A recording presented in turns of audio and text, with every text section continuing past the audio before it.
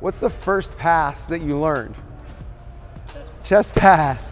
Thumbs down. Snap it. Snap it. Beautiful. And we did that so often and for so long. You probably worked on chest passes through like high school, probably, right? Did your college team work on chest passes or no? We did a little bit. Little bit, okay. Right. So most players default to, when they got to pass the ball to someone, they default to the chest pass, right? Now, the problem with the chest pass for a point guard is that really limits you.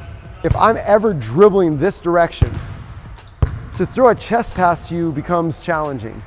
I've got to stop, I've got to turn my whole body, and then I got to hope there's no hands in that one plane of space, right? And so a point guard knows that having on time, on target passes is really, really important. And most players' hands are in the strike zone. Like they're defending in the strike zone. Like when you're playing baseball, yeah, it's right here from shoulders to hips, right? That's the strike zone. And so we need to learn to be able to make passes outside the strike zone. And so if I'm coming this direction and maybe even have a trail big, like say you're like a trail big, you're trapping me, right?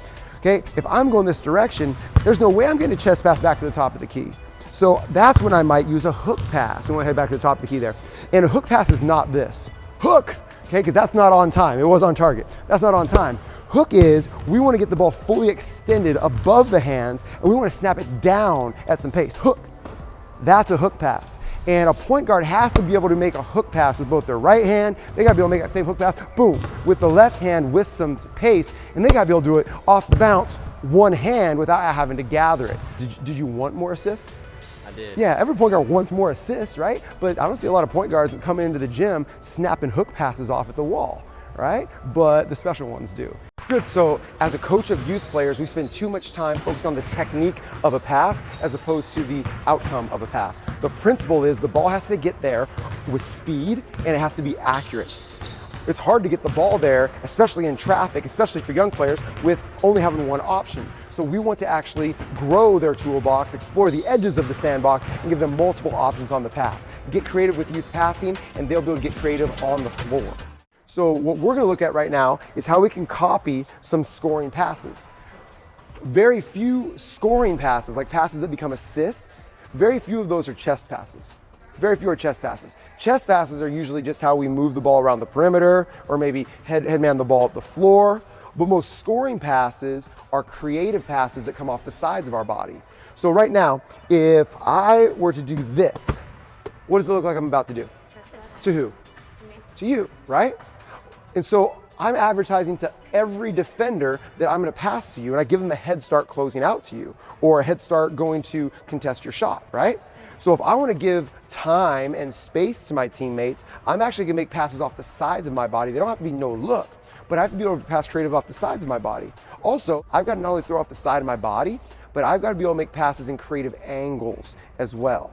So that's what we're going to work on right now, and you're going to see our scoring passes. So let's go ahead and take a look at a couple of them right now.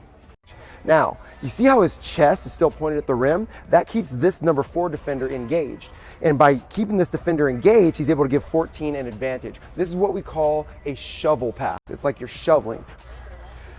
That's what we call a flick pass. That's what we call a flick pass. So you see her chest is facing this way, but she's passing off the side of her body. That's a flick pass. It's a flick pass. Notice how on this flick pass, notice how much speed is on the ball. Higher level players throw harder passes.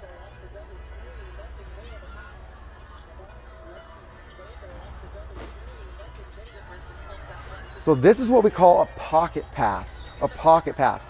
Pocket passes are cross body. So you see how she throws it across her body here. And the pocket pass is often going to be this bounce pass, pocket pass. What is your favorite pass of the 4 that we just saw? We saw the shovel, we saw the flick, we saw the cross body, we saw the hook. Which one would you say is your favorite?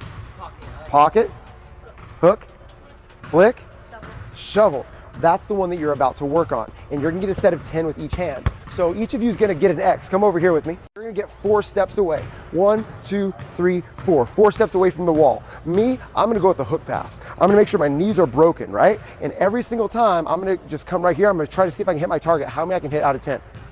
Did I hit the target? 1, 2. Did I hit the target that time? No. 2 for 3. 2 for 4. 2 2 for 5, right?